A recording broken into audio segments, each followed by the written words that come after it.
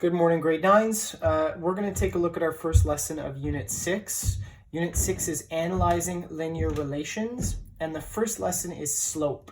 So hopefully you've noticed that there is a student copy of the slope note, and there's also a master copy with all the answers filled in, both available on the LMS. Hopefully you've opened those up and you've taken a look at them, because I don't have those printed copies here, so I'm going to do it in pen and paper and graph paper, and hopefully you're following along, and so what I say makes sense, and I'm going to try to pinpoint exactly where you should be reading on the note at any given time. So to begin with, there's some learning goals and there's some success criteria for you to read, and then there is a statement with a couple of blanks, and the blanks the statement says, in mathematics, blank is the measure of blank. And those two blanks I've written in all caps and I've highlighted here, slope and steepness. So make sure at the beginning of that student copy of the note that you've written in slope and steepness as the two blanks. Okay? There's a couple of statements here. Slope is the ratio of rise to run. And rise is the vertical distance between 2 points, and run is the horizontal distance between 2 points. Okay? So basically, what we want to do is we want to look at the difference or the change in rise and run. And so you're going to learn this little symbol here. This little symbol is a triangle, and that means change. Anytime you see that symbol, it means change. Okay? So then there's a little box, and in the box it says slope, comma, m. M is the letter we use to represent slope. So why don't we use an S? Because we use an S for all kinds of other things. So M will always be slope. And M is calculated with rise over run. Okay? Rise over run. That's how we calculate it. Rise divided by run. Another way to write that might be slope equals, remember M means slope, so slope equals change in vertical divided by change in horizontal. Okay, so this is all going in that little dotted box. Okay, another way to write it might be change in y divided by change in x. Okay, and we're going to see that in a little bit. First, we need to describe what a positive and negative slope are. Okay? So a positive slope should always look like this. I'm going to draw a couple examples. There's one. That's a positive slope. And that's a positive slope. How do I know those are positive? They always rise to the right. Okay? So we'll say M is positive. That's just a little note to ourselves. Okay? And then what we're going to do is we're going to look over here at negative slopes. Okay? And what do they look like? Well, I'm going to do a couple examples here for you. That's a negative slope. That's a negative slope. It's also a negative slope. Okay? And what do we notice about all three of these lines? Fall to the right. So if positive slopes rise to the right, negative slopes fall to the right. And we'll just make a little note to ourselves here. M is negative. There's a negative sign there. Okay? So M is negative. So that's what we're saying there. Okay?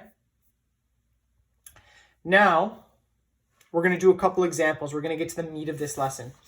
And what we need to do is we need to look at these graphs, okay? And we need to calculate the slope of each line, okay? Now, there's a couple ways we're going to do it. And I'm going to write some notes here at the bottom of the page that you can copy down anywhere you have room, okay? Step number 1 is always going to be to choose 2 points that fall exactly on a cross. Now, what does that mean, a cross? Well, if we're looking on graph paper, notice how the blue line, that's my graph. The blue line is my graph, okay?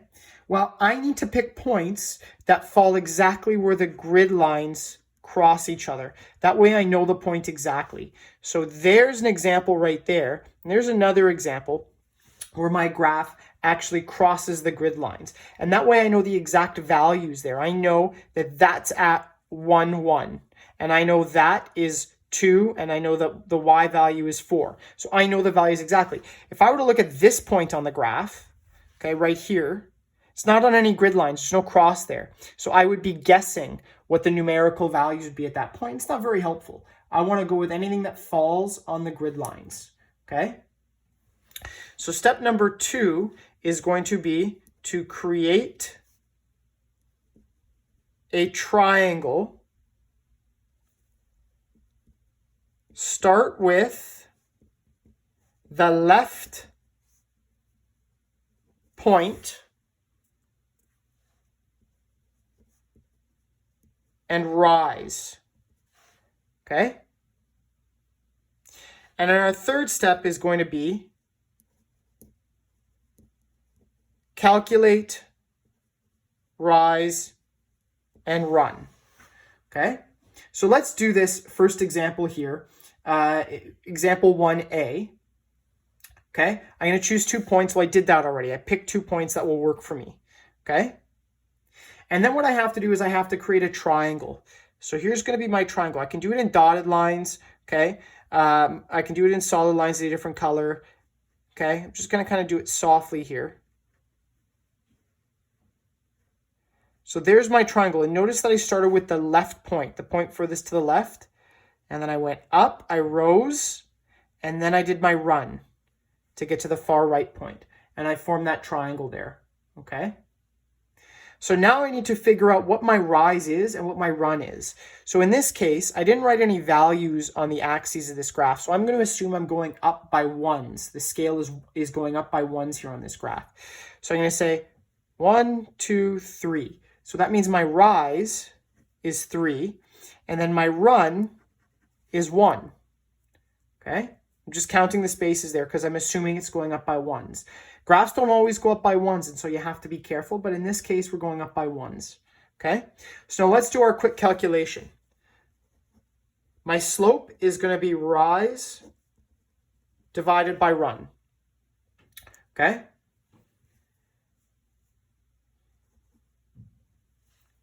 So my m, what's my rise going to be? My rise was 3 when I took a look at it on my graph, and my run was 1. Okay, so I have 3 divided by 1. And when I do that math, I want to reduce it to my lowest possible, my simplest form, my lowest possible fraction. 3 divided by 1 is 1. Okay? And that's it. That's how I calculate slope. Okay? Let's try that again here. This time we have a negative slope, so let's see what happens here. Okay, I'm going to select 2 points that fall along the grid lines, that fall where the graph paper crosses. So there's the first point I can use. There's the second point that I can use. Okay, and then I want to create a triangle, and I want to start with the left point, and I always want to start by rising. Now here's the tricky thing. In real life, rise means going up. In math, rise means the vertical change. So in this case, my rise is actually going down. So when I go to draw this triangle, I'm going to go down. And then I'm going to run to the other point. Okay, so I start at the left point, I do my rise, and then I run to my second point. Okay? So I've created my triangle, and now I need to figure out what my rise and my run are. So, okay. So my rise, I'm moving 2 squares, but I am moving down. And since I'm moving down, I say my rise is -2. And my run, 1, 2, 3, it's still going to the right, so that's +3. Okay? So my slope is rise divided by run. Okay? And so m is going to be, my rise is -2, and my run is 3. So my simplest fraction, I can't go any further, is -2 over 3. That's my slope. Okay? Now what I have here in the note is a now you try question. Okay? And now you try question. And normally I would let you do them on your own, but I'm actually going to take up this table with you, and then you can find the answers again. The answers will be posted on the LMS, or they should be posted already, so you can see the solutions. But what I've done in your note is you have 4 graphs, okay? You have 4 graphs, and I've drawn the rate triangle on there. I've drawn the triangle for rise and run on there for you, and you just have to read the graphs. I didn't reproduce the graphs here, okay? I just reproduced the table. You can see the graphs in your note, and then it's going to be up to you to describe the lines, figure out the rise, figure out the run, write the slope as a fraction, and then as a rate of change. But I'm going to do it together with you. So let's look at line number 1. Okay, if we're looking at line number 1, and I don't have it here, I only have the table here to put my answers. So you have to be looking at now you try question 1, and you have to be looking at the first line. So if we're going to describe the first line, we're going to say it rises to the right steeply, okay? And then we're going to look at the triangle that we've drawn on that I've drawn on that for you. I'm going to say, what's the rise? What rise do I give you? And if you're reading it properly, the rise is 3. And then if you're looking at that triangle that I've drawn on that first line, what's the run? Well, the run should be 4, okay? And so if we're going to write our slope as a fraction in lowest terms, it's going to be rise divided by run, so it'll be 3 over 4. Okay, and now what I can do is I can write that as a rate of change. That just means I'm going to write it as a decimal. So in order to turn a fraction to a decimal, I just divide, top divided by bottom. So 3 divided by 4 is 0.75. Okay, so that's that first column that should be done there. Now we're going to look at line 2. Again, I don't have line 2 in front of me here, but you have it in your note. You should be looking at line 2 in your note, either the master copy or the student copy. Okay, now let's describe it. Let's say it rises to the right, okay? But it's not quite as steep, so we'll say moderately, okay? And what's our rise? Well, we'll look at the triangle that we've drawn on there, that I've drawn on for you. And again, don't look here. Look at your note. Look at your note that you should have in front of you. Okay? And what's the rise? The rise is just 1, and the run is 5. And so our slope is 1 over 5 as a fraction. And then if we want to turn that into a decimal, we do 1 divided by 5. 1 divided by 5 equals, and we get 0.2. Okay? So that's our rate of change, our slope as a decimal. Now line number 3, this one I gave to you, it falls to the right moderately. It's not very steep. Now what's the rise? Well, it's going down. So we're going to say it's -1. And what's the run? Well, it's 5. It's still moving 5 to the right. And so our slope as a fraction is -1 over 5. Okay? And then if we turn that into a decimal, -1 divided by 5, we should get -0.2. Okay? Now let's describe line number 4. Again, you can't see it here in this video, but it should be right in front of you in your notes. You should have that open, and you should be seeing line number 4. And line number 4 falls to the right steeply, okay? And its rise is -6. In other words, it's going down 6 spaces, and it's moving to the right 3 spaces. So we will write this as -6 over 3 when we write our slope as a fraction, but that's not lowest terms. Lowest terms is -2, okay? And then the rate of change, because it's a whole number, is just -2 as well, okay? So hopefully, I know this isn't the best way to do that question, but hopefully you can look that over in your notes and in the master copy. and you can determine the answer for yourself, okay? Now, let's move on to now you try question 2. I'm going to do 3 of these with you, and then I'm going to leave D for you to try on your own. And the answer is posted in the LMS, so you can check it out there. But let's do the first 3 of these. So let's do A, okay? So we got to calculate the slope of each. That means first I need 2 points. I need 2 points that fall on the grid lines. So in this case, there's a point right there that falls on the grid line for me. And there's a point right here that falls on the grid lines for me that I can use, okay? And now what I'm going to do is I'm going to draw my little triangle, okay? And if you're looking at this, if you're following along in the master copy or the student copy of the note, you'll notice that there's a scale given on this graph and we're going up by ones, okay? So I didn't draw the numbers there because I thought it would be too busy. But if you're following along as you should be with the notes, then you should see that there's a scale there. And that means I can determine that I'm going up 2 and to the right 4.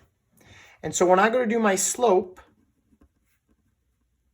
rise over run, okay, my rise is 2 and my run is 4. And then I'm going to want to write that fraction in lowest terms. So I'll say m is equal to 1 over 2. That's me reducing that fraction to lowest terms. Okay? Now let's go to B. B, I need to take 2 points. Again, I need 2 points that fall along the grid lines. Okay? The first point that falls along the grid line is this one right here. And I know that value exactly. And then the second point, you got to look very, very carefully on the note, okay, is actually this point down here. Okay, so I have those 2 points. So I'm going to try to draw my triangle here. I'm just going to embolden this line here so you can see it because it falls right on the axis. So that's the rise of my triangle all the way down here. Okay, and then the run. So I'm going 1, 2, 3, 4. 4 points down, so I say -4. I'm doing 1, 2, 3, 4, 5. So my run is 5. So I'll say m equals rise over run, which is -4 over 5. And that's as simple as I can make that fraction. It's not going to reduce any further. Okay? For a second, let's look at these. What kind of slope did this first graph have? That's a positive slope. What about this second one? What kind of slope is that? It's a negative slope. Okay? Let's do C now. What kind of slope does C have? What do we think? Well, if you said negative, you'd be correct. It's a negative slope. Okay? So let's grab 2 points on this line. And my scale is a little bit different than yours, but the points are the same, okay? So if you want to verify this, again, it's a now you try question, so you should be able to do it on your own without my intervention, but you can verify it by checking the master copy of the note. There's the first point I'm going to take, and there's the second point I'm going to take. And I'm assuming my scale is going up by ones here again. So I'm going to draw my triangle. I'm just going to, well, actually, you know what would be even easier? Here's my highlighter. I'm going to highlight my triangle this time just because it falls along the grid lines here, or falls along the axes. So there's my triangle there that I highlighted to make it a little more visible for you, okay? And then I'm just going to do my best to count my points for rise over run. So my rise is -4, I'm going down 4, and my run is 5.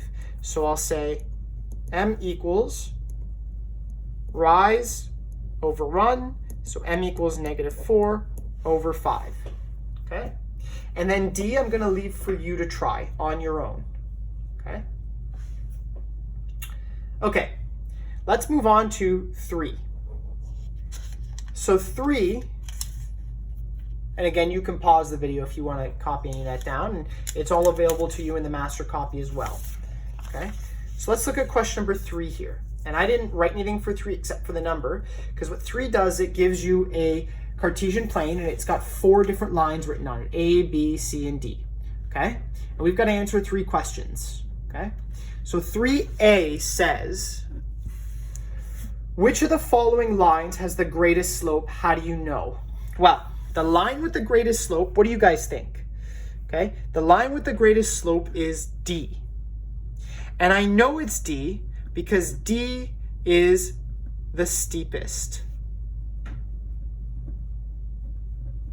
So when a line is steep, it has a greater slope, okay? B says, which of the lines shown has a positive slope? How do you know?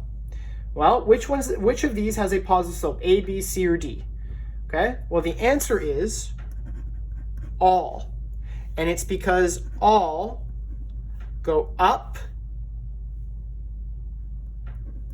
and to the right. Okay?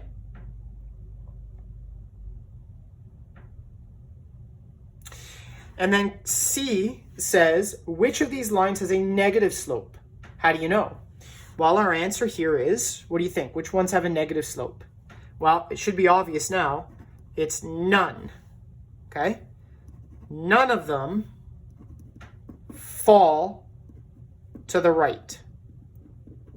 Okay? All the graphs are going in this direction. None of them are going like that. Okay? So it's fairly easy. Let's go to number 4. 4 is actually a multiple choice question. Okay? The Northern Steel Company pictures its pricing structure in the form of a graph as shown. What does the slope of this graph measure? And it's multiple choice. And I'm going to read the options for you. A, the number of tons of steel bought. B, the cost of buying 10 tons of steel. C, the cost for each ton of steel bought. And D, the number of tons of steel bought for $100. Okay? And the answer here, I'm not going to stress too much about it because this is going to be a learning experience for you. What do these graphs represent? Okay? They always represent some kind of a rate. In other words, it's a comparison of two variables.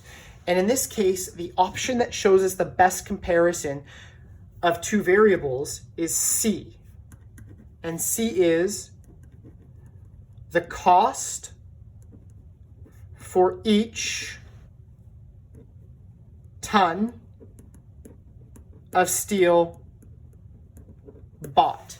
And that is like a unit rate, okay? It's like saying dollars per ton, okay? That's like a unit rate. And our slope will always give us some kind of a unit rate. And so that's what we're looking for when we answer questions like this, okay? Do not stress out too much about question number 4. It was just so you can see that these graphs can be applied to word problems, and you can usually use them to figure out a unit rate. Okay? Now, there is a couple of homework worksheets posted on the LMS, and they have to do with slope. So hopefully you can access those, and you can complete those for homework. They're good practice. Until next time, keep studying, keep staying safe, keep staying healthy. Take care. Bye-bye.